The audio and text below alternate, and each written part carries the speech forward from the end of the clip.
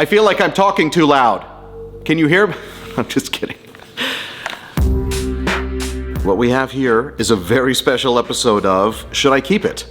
Big animated opening. Okay. The big news, we've booked our next big trip. We are headed in about 3 weeks to New Zealand. I have never been before. I've never been on a flight that long before. We're flying from here to LAX and then from there non-stop to Auckland, New Zealand. Normally when I fly, I use these, my little Apple AirPods. AirPods? I should probably Google that. Yes, they're called AirPods. They sound amazing, are super portable. They go in this little case that recharges them. And when the battery dies on those, I also have these. These are the Apple Beats, but the problem I have with these is you basically hear every move you make. When the wire moves, you hear it. I do like these. When you're on a long flight, I'm not sure I want to have something in my ears for that long. These things are absolutely amazing. They're my favorite headphones of all time. Well, maybe not all time. Long time ago, when I was a radio DJ, I loved the Sony MDR V6s.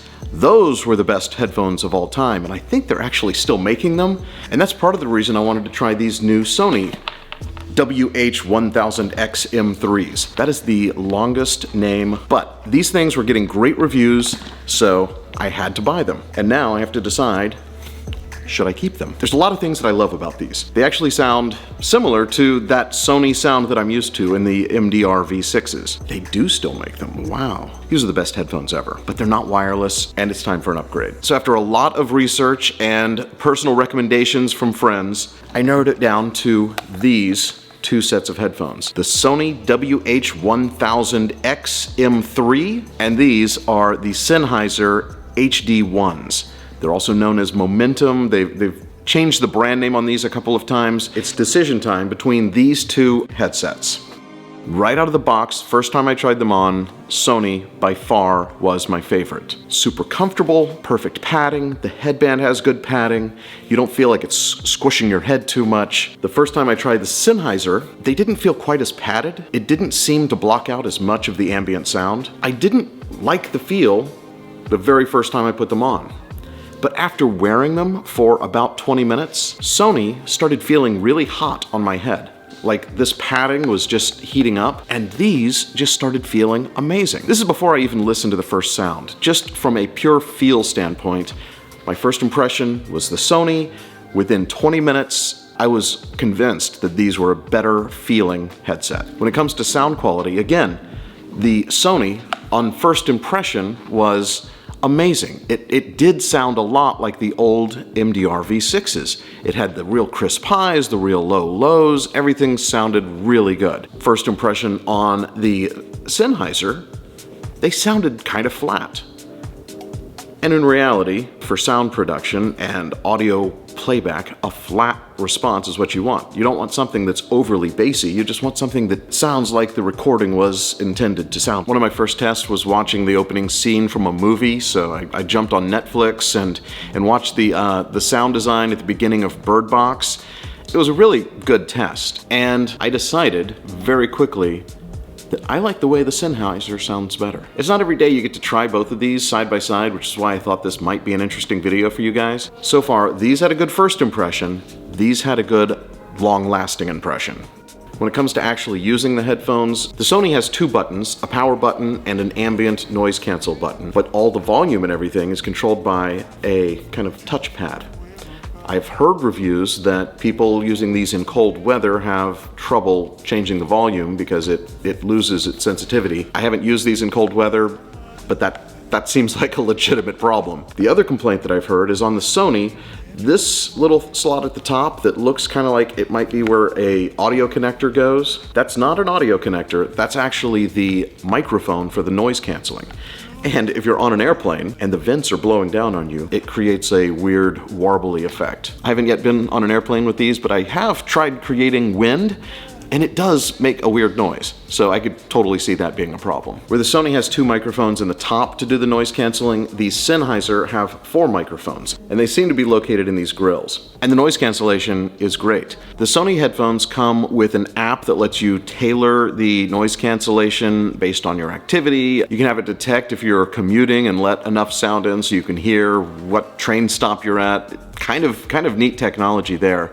These just have on or off for noise cancellation. The Sony, when you put the noise cancellation on and you set it to its normal or high setting, you feel like you're in a black hole. There's no sound. It's almost eerie how quiet these are.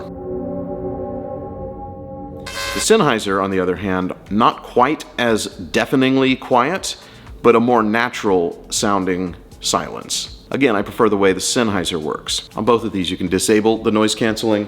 The Sony has a cool feature that when you're wearing them, they have the touchpad volume up, volume down. If you hold your hand over the ear, it temporarily disables the noise canceling so you can hear what's going on. So instead of going like this to place your drink order on the airplane, a little odd, but you go like this. Yes, I'll have a double vodka soda. As far as how these headphones look, I think they're both really cool designs. Absolutely love this retro kind of design. I love the exposed wire and the metal and the leather. I really like that when I have these on, I can actually hear myself. Sony in the matte black, I feel like I'm talking too loud. They have this rose gold Sony logo, and I really like the way they fold down. They fold flat like this. The folding design and case for these Sonys, I think, is way better than the Sennheiser. When you fold the Sennheiser, you basically fold one up and then the other. I don't like how this metal is touching this pad. It seems like over time it's just going to wear everything out. But this is how you fold and store these headphones. I don't really like that. This is the Sennheiser case. It's way bigger than the Sony case. It's not a hard case. It's flexible, it's collapsible. They also come with this silk bag that you can put them in to give them some kind of protection, but really no protection at all. If you're throwing these headphones in your backpack, at minimum need to put them in this case. The Sony, on the other hand, come with this hard case that actually would protect the headphones. Stylish zipper, little mesh here for you to store something, and there's just one way to fit these in. I'm planning to return one of these, so I try to keep all of the packaging material together. There's a little diagram in the bottom of the case to show you how these headphones have to go back in there. I think this case is way better, but I'm not going to base my decision on which headphones to keep on which case I like better. And that brings me to my final point. The Sony Bluetooth technology connects to one device at a time. Noise cancelling. The Sennheiser Bluetooth technology connects to multiple devices at the same time. Power on. I love the voices in both of these. It seamlessly switches back and forth between whichever sources you connect. Connected. So if you have your laptop paired and your phone paired, if you hit play on your phone, it starts playing audio from your phone. As soon as you start playing something on your laptop, it immediately starts playing. The Sony, on the other hand, if you want to switch from your laptop, you're editing a video and using these headphones, and then you want to listen to some music on your phone, you can't easily switch. You have to literally disconnect and repair the device. It is such a hassle, and it seems like such an easy thing for them to fix. It makes these headphones super annoying to actually try to use. I used both of these headphones for about 30 days, right up to the point where Amazon won't take one of them back, and here's my final verdict. You may have guessed it, I'm keeping the Sennheiser and sending the Sony back. So I hope this was useful to you. Thanks so much for watching. If you liked this video, give it a thumbs up. If you want to see more of these kind of reviews, I buy stuff on Amazon all the time. In fact, for this trip, I have already ordered 4 different camera bags. I know, I have a problem.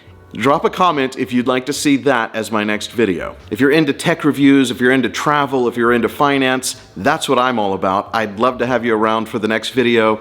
Hit the subscribe button, ring the bell to get a notification, and I will see you in the next video.